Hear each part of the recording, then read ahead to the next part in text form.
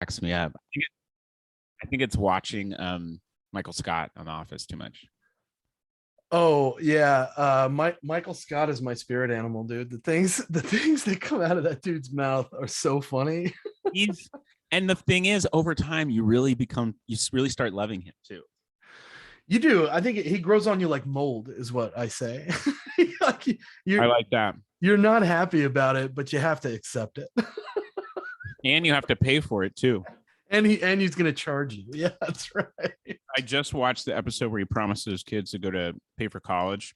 Oh, It's like heartbreaking in a way, but he wanted to do so much good. And he's like, but then 30 came and then 40 came and I still wasn't a millionaire.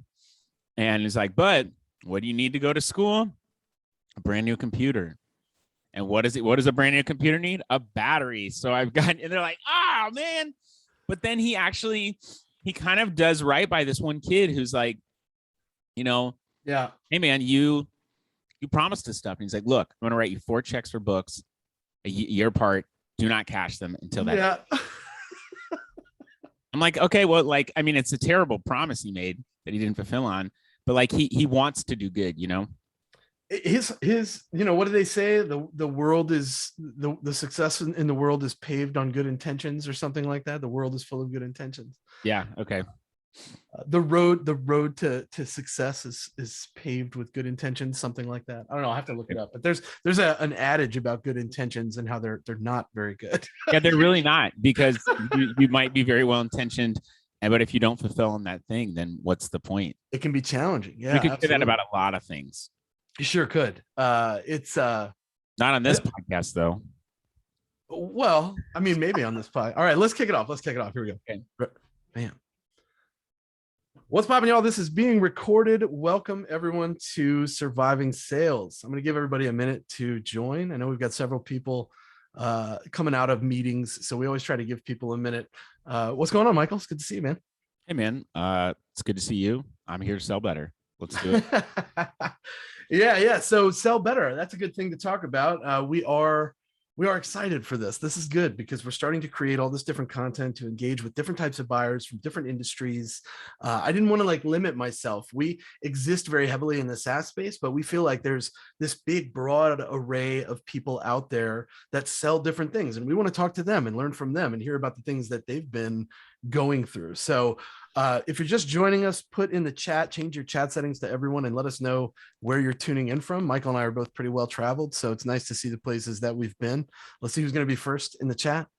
I have yet to be South Dakota. Oh, nice. Okay. I have a cousin who went to school for theater in Montana. Someone's coming from Cincinnati. Hey, nice. Man, I think maybe I know you. I don't know, but let's connect after this. SLC, Salt Lake City. Shout out to you, Charles. Did you ever see that old movie, SLC Punk? Yes. Yes. That movie was crazy. Oh, David Ezra. Hey, I know David. Hey, David. Good to see you guys. Saw him in at a Amazon related show back in just like a month ago. So got to meet him in person. He and I had connected. He does some work with quality control type stuff and inspection. Nice. It's cool. It's cool to see in-person events coming back. New Jersey, shout out to New Jersey. Yo, David, change your chat settings to everyone so we can see you in the chat. Otherwise, only Michael and I can see it. But shout out to New Jersey for the hunting. I hear that the deer are going crazy over there. You could come over there and basically just start firing off at the deer. It's like that in Ohio too. It not a day goes by that I don't see a few dead deer on the side of the road because they're just jumping in front of traffic. It's nuts, right? All right, let's kick it off here. So this is a Sell Better production, again, brought to you by JB Sales. I'm excited to have my very own show. Today, I'm joined by Michael from Cartology, and this is a great story. Quick facts about Michael. Michael worked at Starbucks. I know this line of work really well. Believe it or not, I managed a Taco Bell before I joined the SaaS space. So I understand the desire of I want more out of my life. Nothing wrong with working at Taco Bell or Starbucks. I'm not shouting out to them saying it's bad. I'm just saying some people it's not for them. And I did it for 15 years in the food space before I realized it wasn't for me. That was way too long. So it was a very underappreciated role. Sure is. Sure is. I had people ask me to remake tacos just so I could give it to them and they could throw it at me when I walk away from them. It's that kind of life. Oh my gosh. I've never had anybody throw a drink at me, but I've had people like yell at me while I'm doing stuff. And it's like, okay, well, I actually just last night was with a group of people, a group of musicians, and we were talking about someone having an issue somewhere. And I just said, look, someone said something about minimum wage. And I said, minimum wage, minimum rage. Like, if someone, and I just made it up on the spot. I'm not smart, people. Let's be honest, and not braggadocious at all. But it was like, hey, if someone's in a position like a minimum wage position or something that's not super, empowering to them, and it could be a stepping stone for them. Like you said, there's nothing wrong with it, No. but give them some grace. Like, they've got a lot of demands being pushed to them from all kinds of people, bosses, customers, whatever. The more that you can show kindness to those people, I know that they genuinely appreciate it.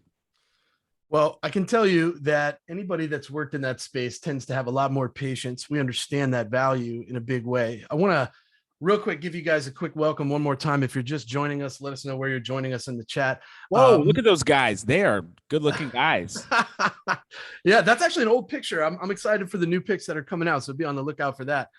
So Michael started working in eBay. He learned from a friend how to sell on eBay, and that eventually, once the market crashed in 2016, that took him down the learn about Amazon path. And now he's got this great agency that works in Amazon retail, and he talks a lot about the future of retail.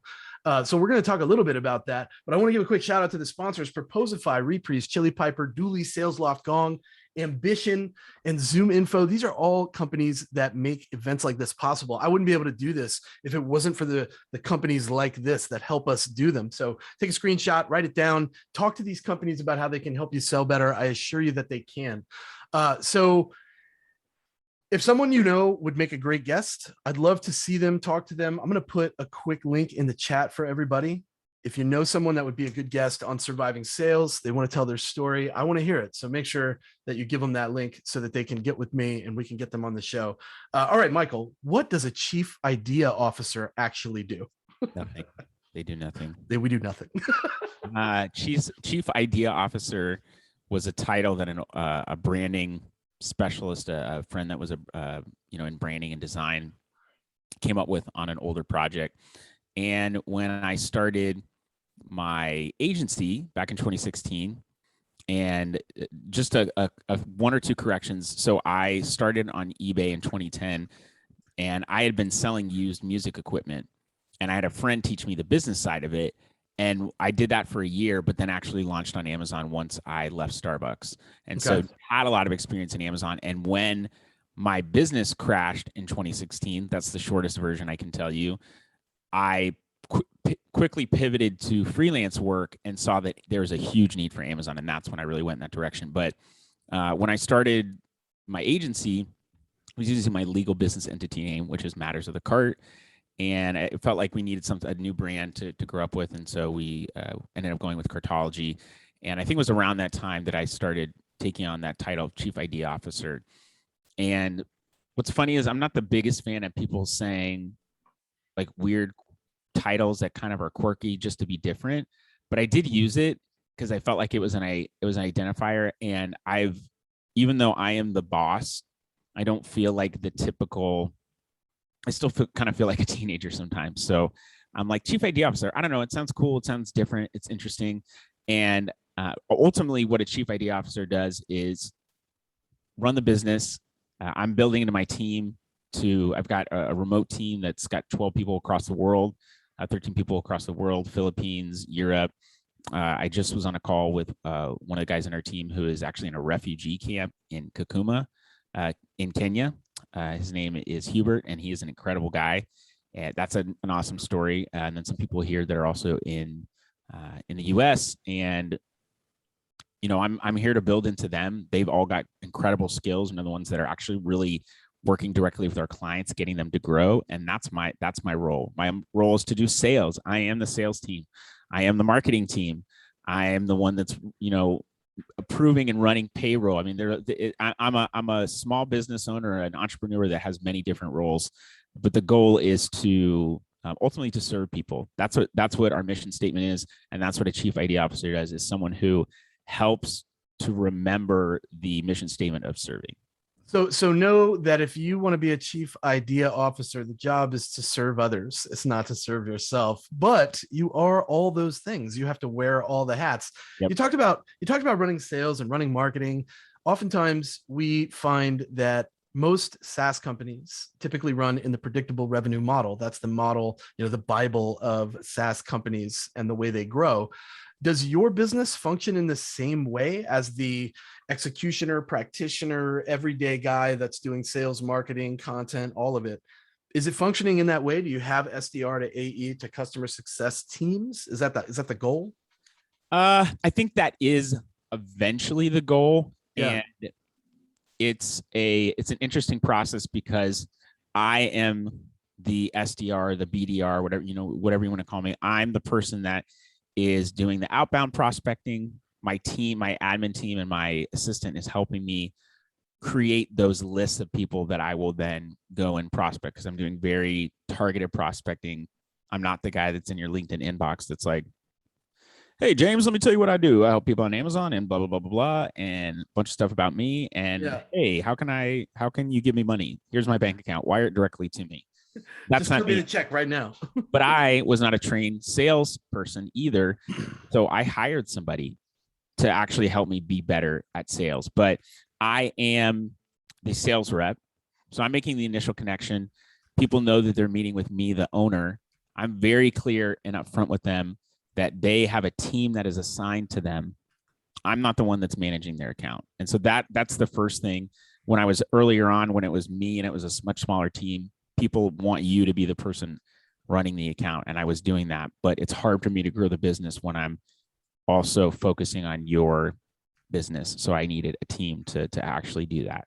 Yeah, I'd imagine that's a really big challenge for you, right? Because you have to grow your business, but your business is helping other people's business grow. So there's this element of disconnect there, because if you're helping someone else grow their business, you're certainly not working on your own business growth, right? Right. And there are so many new technology partners, so many opportunities in Amazon to grow brands that I need to be aware of what those are, make partnerships, get in front of the right people, get referral partnerships, so that if someone's like, hey, here's what we do, great, well, we can utilize your service as Cartology, but we also would love you to refer people that we can help, and create those relationships. And what I was coached on, shout out to Ronell Richards for coaching this, was to create a referral quality business.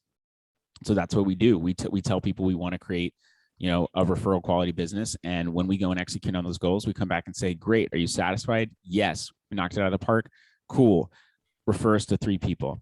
And people are more than happy to do that. So much so that we've even had people refer us before we've even completed the goals, because they've enjoyed working with us and they know that we know what we're doing. But I had to, get coached into doing that. But I'm the salesperson. Once they sign, the admin team is helping with the contract, all that stuff. They sign. Then they get connected to my admin team, which is my assistant and another person, me in the background, but I'm not dealing with that. And I tell them what you're going to get connected to admin. Then you're going to get connected to our operations team, which is the team that's actually executing on the account. Well, guess what? I'm the operations director. So on their welcome call, I introduce them to their team and tell them, here's this person, they're your lead account strategist, here's your advertising specialist. Tell us more about the brand. We want to know about the brand from your perspective. So then we go into that. From that point, I take my hands off the wheel. The account manager is the one driving it. We do a full audit of their account or of the marketplace on Amazon, and that gets presented to them. I'm typically not, and that happens about a week later while they're filling out our onboarding paperwork, and we're tweaking that process right now. But I had it all backwards. It was, give us all the information, and once you do that, then we'll introduce you to the team and start working. No, that was bad. People didn't like that. It pushed it off, and then they get a second bill for the retainer, and they're like, whoa, what's happened during this time? And it's like, not a good experience. So right. We flipped that, but then my team goes off with it. They provide the audit to them, and they say, hey, look, here's what we're going to do. Here's what we recommend. And they start the work. And then I'll show up on a call maybe once a month and just kind of drop in, maybe add a couple of things. I might respond to some of the emails, but my team handles it, and I go back to sales and all that stuff. Yeah, new business is where you default to, right? I want you guys to notice the A/B test there. He had a process in place and it didn't work for his clients, and he had enough pushback from them to say, what can we do to change this? Let's try and reverse it, go the other way with it. And that's part of this agency model that we see so many people being a part of, right? I know a lot of people that run an agency or are part of an agency, that are selling for an agency. This is all part of that, part and parcel to it, is that scientific mind frame. You said a magic word there that always sparks this conversation for me. You said the word brand. And as you know, because you and I are friends, I talk a lot about brand. Say what sales. Friends, can I call you that? I've been telling people that, but I didn't get a total verification. So that's good to know. You can refer to me as a friend. Hey, my friend James Buckley said something. Sorry, I was just talking to my dog. I'm interested in this concept that you control, that I've never seen before. And it's probably a common concept in your space of e-commerce, but I talk about company brands and I talk about personal brands. What's a consumer brand?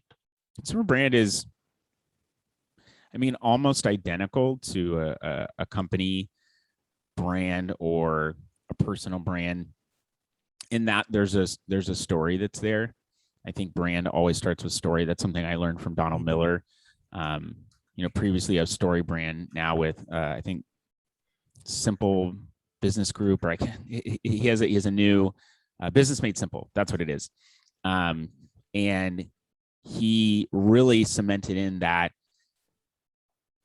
brand story is important. And not only do you have to have a good brand story, but you have to be able to tell it quickly, so that when someone lands on your, especially, we're talking about e-commerce stuff here, so your own website, but also Amazon. And I've dated to back up the Amazon side of things. But when someone lands on your website, they are often very quick to bounce or leave the website for some e-commerce technology terminology. They're quick to bounce if they don't know what's going on. They don't know what your product does. They don't know what solution it provides, or they don't find anything that emotionally draws them in. So if they don't see anything, they're off the site. They're going to do another search. Now on Amazon, 54% of people go directly to Amazon to do product research. So they're not even going to Google. They're not going to straight to Amazon. Google's, Amazon reviews specifically? Just Amazon search. They're just going into Amazon to search, but they're looking at reviews. They're looking at, the top 10 things that come up when they Google, when they type in the Amazon, that one thing they're looking for, right? Right. Quick scroll. So 70 to 80% of people, I'd say 70% of people are shopping on their mobile phones. So that's important to know, because most people don't go past the first page. At a minimum of 70% of people. I'm that person. I don't go past the first page. Yeah, it's funny because that's a piece of data, but every time I say that anecdotally, it's also true. I've never had anyone say, well, I go back to the 7th page. I think my dad did that one time for something specific he was looking for, but you can't even go past the 7th page of search results. Even if you have 10,000 search results and you've got 50 search results a page, 350 is the max you can go. My instincts tell me that if it's me and I'm looking at it, I'm going to go ahead and search for it in the search bar in Amazon. But then if I don't see what I'm looking for on that first page, I'm going to go adjust the search before I move to the next page. Absolutely. Maybe that's something that's a little more human. If you do that too, let me know in the chat. That is what Amazon incentivizes you to do when you get to the bottom of the page. If you're looking for, high fashion blow dryer, that's just the thing I came up with. I don't have one of those. My wife does, and I use it. Yes, he does. Look at that hair. I do. I did blow dry my hair this morning. I was taught by the woman who cuts my hair, just so you know. And if you don't find what you want on that first page, at the bottom of the page, especially on mobile phones, on your browser, and in the Amazon app, it will say, try searching for these things: blow dryer black, blow dryer hot and cold, blow dryer 360, just a bunch of different other terms with images. So it's engaging. People are clicking on that. They're not clicking on next to go to the next page, or they're getting on the product detail page, not necessarily seeing what they want, but then they're very quickly seeing advertisements for similar products and they're scrolling that carousel and they're going to those product detail pages. So one, advertising is important. Advertising gets you in front of people. It also gets you at the top of search. So the first like 2 to 3 placements, mobile or desktop, are advertisements, they're paid placements. But if people aren't going past the first page of search results, and you're not on that first page, people aren't seeing you. Yeah. So you have to know how to get into those positions, but people are making quick purchase decisions too. So Amazon's letter to shareholders that came out this year for 2021, and there's gold in these things. I mean, there's data that helps me to sell better, and all I'm doing is reading. And other people in the industry are not, I don't know if they're not reading these or they don't think they're relevant, but they're key details. So 28% of people that are getting on Amazon make a purchase within 3 minutes or less. Okay. Okay. That's interesting data. 3 minutes. Is this the annual report? Is this the annual report, the fiscal report, the financials? It is the annual stakeholders report. That is correct. All right. Yep. It's not their SEC filing, but it's their, if you just look at annual letter to shareholders 2021, you'll find it. That's what I'm looking for now. Yeah. Yep. And 50% of people make a purchase decision in 15 minutes or less. People are going on, they're seeing something similar to what they want. They're reading reviews, they're looking at the images, and they're saying, does this product work for me? Do I relate to it? And they're purchasing. And what Donald Miller with Brand Story instilled in me, and I never actually took any of his courses. I couldn't afford the courses. And he did have a book that came out, and I have not read the book yet, but I've just seen a ton of his videos, his newsletters, emails, all that kind of stuff. And so I just ingrained that into my brain, that you have to tell a story through visuals. You have to tell a story in text, and it has to relate to that person. So a consumer brand is a brand that has a product, and they need to convey to that consumer who's viewing the product, why is this product important? What does it actually solve? 2, is this the product for you? And 3, there needs to be a quick path to purchase. You don't want hesitation. Like, you want to be able to say, boom, this is it. And when you search on a mobile phone, I tell this to prospects, what are people focusing on? It's not text anymore. Text is important from a search engine optimization standpoint on Amazon. Sure. We could go down that rabbit hole, but people are focused on, I think, 3 to 4 things. They're always looking for the title for the keywords they typed in. Does the title have those same keywords? If you type in, cosmetic handbag and you get black backpack, that's not what they're looking for. So they're likely not to click on that. But when you get on that page, once you get on that product detail page, the things that show up at the top are the media assets. So all your images and video. If you don't have video, you're losing sales. And it helps drive up conversion rate, and it makes the traffic that's coming to your page more effective. And then once someone has viewed the images, they're looking at what is the price point. And it doesn't have to be cheap. Amazon initially had this perception of, the lowest prices, and they want low prices, but we have a client who sells a $289 product several times a day. So we had someone that was in the personal care space. That average price point was maybe $4. Theirs was 15. They did incredibly well, millions of dollars of sales a year. $4 price point. No, they were the $15 price point. Oh, $15 price point. Got it. And 4 was the average. Oh, so, nice. And it was a regular household staple. So imagine trying to sell people on spending $15 instead of 4. There has to be a big increase in why someone interest. And I hesitate to say value because it's an overused word, but there has to be a reason why someone's purchasing that. And then they're looking at reviews. How well is this product reviewed? They may only look at the star rating. They may look at a couple of reviews and then say, okay, I think this is good. I don't see any major problems. Boom, I'm clicking it. And then they're purchasing. Consumer brands are brands, and consumer brands that will survive and that do well are ones that have a story behind their products and they tell that story well and quickly to consumers. And that's how they generate revenue and eventually get to profitability. Well, we've got some people in the room here that I'm sure are interested in, how they can have more presence on Amazon because they have products, right?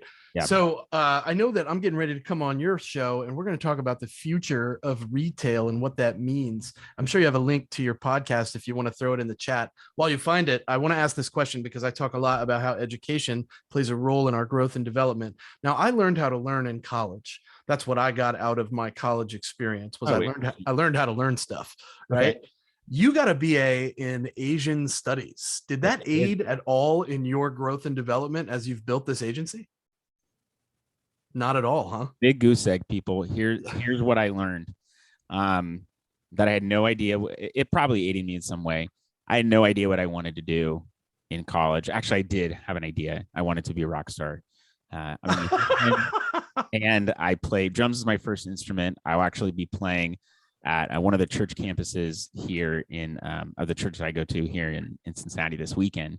Have to get up at 4:30 to be there on Sunday, which is like kind of the opposite of musician's lifestyle. But then play piano and sing, and have dabbled a little bit with guitar. But I love to write songs now. That's one of the things that I lyricist, musician, Amazon consultant. I mean, jack of all trades, man. Tell me a little bit about mentorship, because I know that you've been involved in a mentorship program. And I know that when you and I talked before, we talk often, is that you often feel like you are a mentor for the customers that you bring on board because you end up coaching them through these long, drawn out processes of building these consumer brands. So you were mentored and then you joined a mentorship program and now you're mentoring all these people. How's that transition been? Yeah, I mean, I've had a lot of free and paid people that have built into my life. And I still, one of the things I think about as a entrepreneur and a business owner is I'm building into my team who's building into me. And if nobody is building into me, then that's a problem. So I need to be growing because I have stuff that I can learn. That's why I hired a sales coach. That's why I now have a spiritual director, someone who I go to and I say, look, here's what's going on in my life. Here's what I'm experiencing. Speak to me from a biblical standpoint about how this is applicable. Yeah. It's super important to me. So I now have an accountant who's been a business mentor for me and has only charged me for doing my taxes every year. He's given me so much advice, so much information, told me to believe in myself, told me to charge more because I'm worth more, and will meet me for lunch and have a beer. And so he's not your typical accountant, but he's the kind of accountant I want on my team. Yeah. He's helpful. And he's helped me through some rough times when my business crashed in 2016. He was there giving me advice and saying, like, look, here's the reality of the situation, but here's where you need to be. So just great guy. And as I've grown in my role, I've seen other people who have needed help. And there's a gentleman who, really more of a personal coaching standpoint, I've just been his mentor for the past couple of years, and watching him grow, man, he has done incredible stuff. And all I've done is just kind of ask him questions and say, like, well, what about this? And what about this? And if you want to do this, this has to be there. Where's that? And just a guy who wants to have a huge impact. And he's made such big strides in his life. Shout out to Neff. Incredible dude. And is doing great things. And then there's another guy who I now mentor who has a small business, and I'm helping him basically get his business to be, he's got a great offering, but the story is not being told well. So I'm helping to tell that story, and there's sales, marketing, all that kind of stuff in there. The way that mentoring brands now comes into the picture is, and the reason they're coming to Cartology and to my agency and other service providers in general is because Amazon is a complex marketplace. And Amazon actually audited my site because we're part of their partner network. And we said, Amazon is complex. And they said, that makes Amazon appear negative. You need to change that. So we had to change it to say selling on, it's complex selling on Amazon. And so that was approved. But my whole point there is that there's a lot of factors that go into being successful on Amazon. And it's very easy from a consumer side to see what's working or what's a good product or what's great. But actually getting it to that point is very difficult. And there are a ton of levers on the backside of Amazon, a ton of different things that you can move to get your product to sell. And if you don't know how to do those things, you can't be successful. Well, that's one thing, but people don't understand, brands, companies don't understand how Amazon even works and why those levers should be pulled. And so not only are we we're going through and creating strategy and then going and executing on it. So we're saying, here's what we need to do. Here's why we need to do it. We're going to go pull the levers. We're going to come back and give you the results. But we're having to walk them through these. And these are really smart people who know maybe e-commerce or Shopify really well. They know CPG products really well, and they're higher up at big companies. But when it comes to Amazon, there's limited quality information. A lot of the information out there is, hey, I'll teach you how to sell on Amazon. Or, hey, I'll run your Amazon business for you and you create a business. And some of those things are legit. Some of them are scams. And I have a great story about for another time of a scam that I called into and got all the way to like the main dude and like called him out, and it was great. And then nothing happened. So but anyway, I'm helping these brands, and my team is helping these brands just put context behind why should we be investing money in advertising if we're not getting a good return? Yeah, no doubt. We've learned a lot from you today, man. Real quick, how can people reach out to you? What's the best way? People can reach out to me on LinkedIn. I just look up Michael Maher, Maher. Yeah. On LinkedIn, and you'll see this mug smiling back at you and another funky looking shirt. I want to thank you guys for coming out to the show. Surviving Sales kicks off weekly. Michael, you've been a great guest, man. Thank you so much for coming out. I want to give you guys a chance to join us if you're still in the room. We're doing a negotiation webinar on the 14th. There's a link there in the chat that you can sign up to be a part of that webinar. And thank you very much for Michael for sharing all your wisdom about Amazon. If you need Michael, he is the most responsive person. I guarantee he will reach back out to you. So reach out to him to learn more. And thank you for all of you for coming to Surviving Sales. I will see you next week. Michael, thank you again, my friend. Cheers. Talk to you later, guys.